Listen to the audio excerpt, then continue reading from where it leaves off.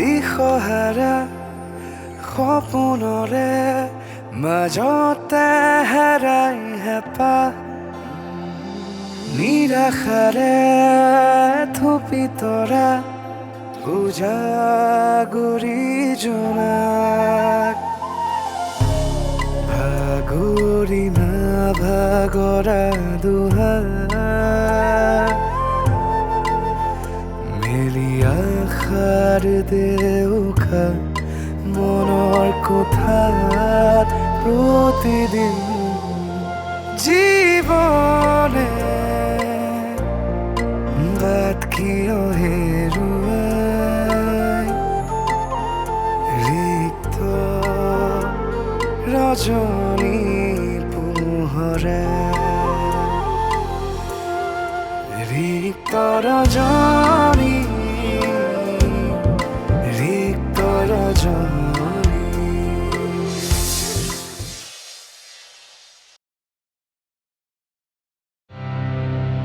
মোক মাৰা উদ্দেশ্য নাছিল সেয়া মোক তাৰ পৰা আঁতৰি যাবলৈহে ইংগিত দিছিল তথাপি তুমি এফআইআৰখন দি থোৱাটো ভাল হ'ব নহ'লে কথাবোৰ বৰ বেছি কমপ্লিকেটেড হৈ গৈ আছে নাই মই এফআইআৰখন দিয়া মানে এইটোৱে কনফাৰ্ম কৰা হ'ব যে মই ক'ৰবাত অলপ হ'লেও ভয় খাইছোঁ সেইটো অৱশ্যে হয় মই এটা কথা বুজি নাপালোঁ ইমান স্পীডত অহা গাড়ীখন হঠাৎ ৰৈ গ'ল কিয়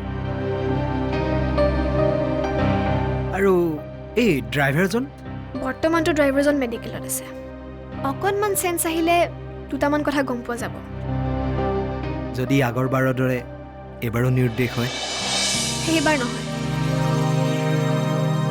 কাৰণ তাত ময়ো মোৰ মানুহ এপইণ্ট কৰি থোৱা আছে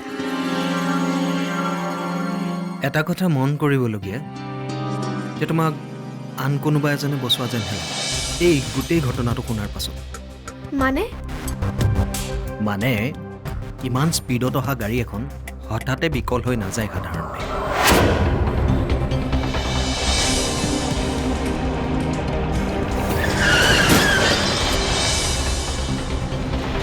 মোৰ মতে তুমিয়ে মেইন টাৰ্গেট আছিলা আৰু এনেকুৱা এজন কোনোবা আছে যিয়ে তোমাক বচোৱাৰ কাৰণে প্ৰথমে অংক কৰি থৈছে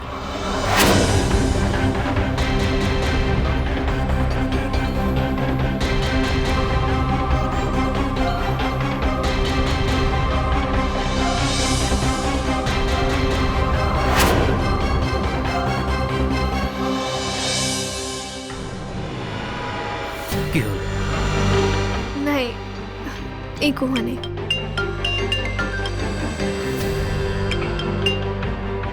হেল্ল' হয় নেকি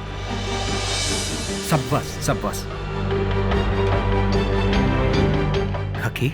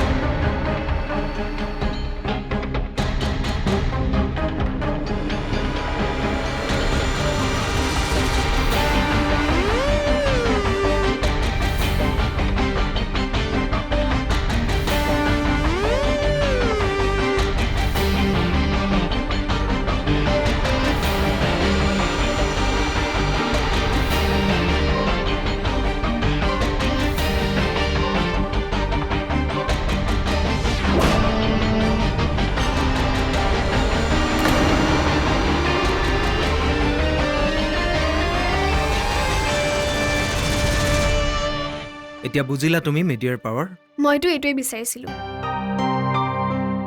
আটাইতকৈ ইম্পৰ্টেণ্ট কথাটো হ'ল তুমি ছাৰৰ মাইণ্ডটো ডাইভাৰ্ট কৰি দিলা নহ'লেতো মই কেৱল সঁচাটো কৈছোঁ ডাইভাৰ্ট কৰিবলৈ চেষ্টা কৰা নাছিলোঁ যদি পাৰে খবৰ এটা ল'বচোন সেইফালে কি চলি আছে অঁ কৰি আছোঁ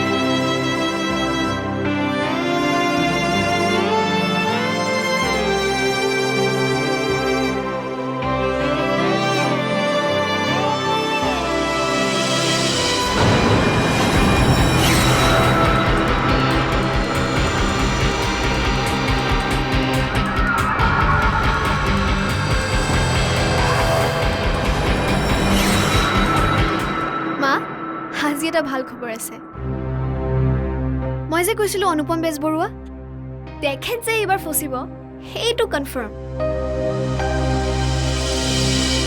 ইনফ্যাক্ট তেখেতৰ ঘৰ ইনকাম টেক্স ৰেট পৰিছে বুলি শুনিছো সময়বোৰ লাহে লাহে আৰু বেছি ভয়াবহ হ'ব যেন লাগিছে তই এটা কথা ভাবি চাইছনে নাই মই নাজানো যে আমাৰ নিচিনা মানুহে তেনেকুৱা মানুহৰ লগত কোনো ফালৰ পৰা কোনো দিনে জিকিব নোৱাৰো তাতে তোৰ চাকৰিটোৰ বাদে আমাৰনো কি আছে কথাবোৰ তই এবাৰ ভাবি চা টকা পইচাই সকলো নহয় মা মোৰ কিন্তু এৰি অহা দিনবোৰ টকা পইচাৰ অভাৱৰ কাৰণে যথেষ্ট কষ্টকৰ আছিল আজিৰ দিনত টকা আৰু শক্তি যাৰ লগত থাকে সেইজনেই সকলো বিপদৰ পৰা নিজক বচাই নিব পাৰে। শক্তি মোৰো আছে মা, মোৰ লগত সকলোৰে ছাপোৰ্ট আছে। সেইবোৰ খন্তেকীয়া। তই আচলতে যিবোৰক তোৰ শক্তি বুলি ভাবি আছ সেয়া আচলতে বিভিন্নজনৰ তোৰ প্ৰতি থকা মিছা স্বাৰ্থৰ আন্তৰিকতাহে। তই সেইবোৰৰ ওপৰত ভিত্তি কৰি যুঁজি যাম বুলি যদি ভাবিছ তেনেহ'লে বৰ বেয়াকৈ ভাঙি পৰিবি অ'। মা, তুমি মোক এইখিনি সময়ত সাহস দিয়াৰ ঠাইত নিৰাশ কৰি আছা কিয়? মই মাথো তোক ভৱিষ্যতে হ'ব পৰা কিছুমান কথাৰ আগজাননীহে দিছোঁ। সৰু মানুহ যদিও দিনে ৰাতিয়ে বাহিৰৰ পৃথিৱীখন দেখিছোঁতো। হ'ব দিয়া, তোমাক কথা কোৱাটোৱেই মোৰ ভুল। ময়ো মূৰ্খৰ দৰে কিছুমান কাম কৰোঁ। অফিচৰ কথা কৈ তোমাক কি লাভ? নকবি। আৰু পাৰিলে তই কিবা এটা কৰবাত সোনকালে বিচাৰিলে। শুনাচোন, ক। এমাহ পাৰ হ'বলৈ দিয়া, মই এটা নতুন নিউজ ৰেডি কৰিম। তোৰ আকৌ আৰম্ভ হ'লেই নে? কথাটোতো শুনা মা। মোক আৰু সেই মানুহজনৰ কথা কৈ নাথাকিবি। যদি মই দেউতাৰ কথা কওঁ, মই কি ভাবিছোঁ জানা? মই এবাৰ দেউতাক নিজে লগ কৰি আহিম। ক'ত যাম, কেনেকৈ বিচাৰিম নাজানো, মাত্ৰ বিচাৰিম। মই যদি চেনেল এটাৰ এডিটৰ ইন চিফ হৈ এইটো কাম কৰিব নোৱাৰোঁ, তেনেহ'লে মই এইফালৰ পৰা মই এই কামটো কৰি থকাৰ কোনো অৰ্থই নাই। নাই নাই, সেইবোৰ কৰিব নালাগে। কিয়? কিয় মানে নালাগে আৰু। তোমাৰ জানো মন নাযায় কেতিয়াবা দেউতাৰ ওচৰলৈ যাবলৈ, অলপ কাষত বহি কথা পাতিবলৈ? মোৰ কিন্তু খুব মন যায় মা। তয়ো একেবাৰে সৰু হৈয়ে থাকিলি, ডাঙৰ হ'ব নিশিকিলি। দেউতাক এবাৰ লগ পোৱাৰ পিছত একেবাৰে ডাঙৰ হ'ম মা। এতিয়া মোক তোমাৰ কাষত সেই সৰু ছোৱালীজনী হৈ থাকিবলৈ দিয়া।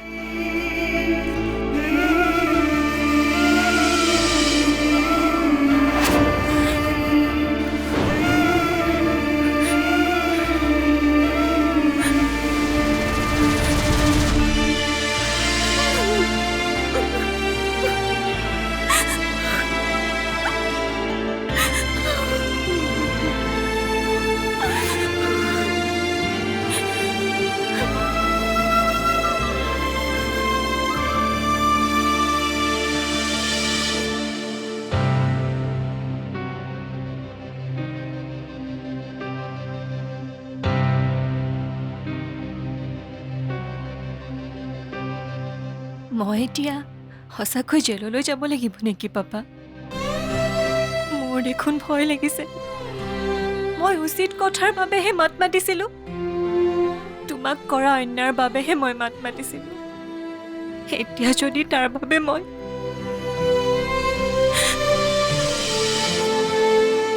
ভয় কিয় কৰিছা বেটা? মই আছো নহয়। পাপা, তুমি পাৰিবানে? তুমি তোমাৰ ছোৱালীজনীক বচাব পাৰিবানে? চোৱা, তুমি প্ৰথম ভুলটো কৰিছিলা তাতে মোক নজনোৱাকৈ গৈ, আৰু CCTV কেমেৰা ফুটেজত সকলো ধৰা পৰিছে। সেইখিনি কিবা কৰি নোহোৱা কৰিব নোৱাৰিনে? আৰু পাপা, কালি হৈ যোৱা ৰেইডটোৰ পিছত ডিপাৰ্টমেণ্টৰ মানুহে যদি তোমাক নাই নাই, তেওঁলোকে মোৰ পৰা কোনো ধৰণৰ আপত্তিজনক তথ্য সংগ্ৰহ কৰিবলৈ সক্ষম নহ'ল। সাধাৰণ 20 লাখমান টকাৰ খেলিমেলি পাইছে, সেয়া কেছ কৰিলে ছল্ভ হৈ যাব। কিন্তু মোৰ কি হ'ব এতিয়া? বেটা অকণমান ধৈৰ্য ধৰাচোন।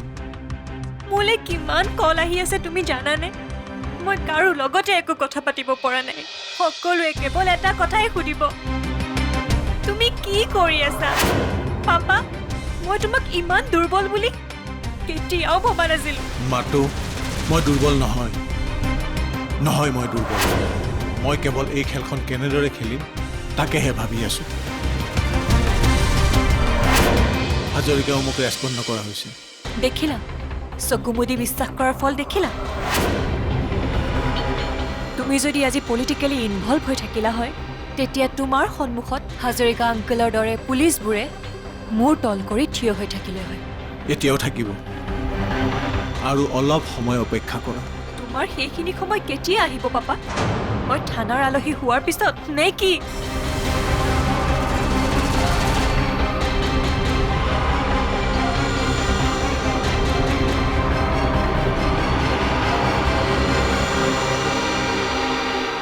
ৰিক্ত ৰজনী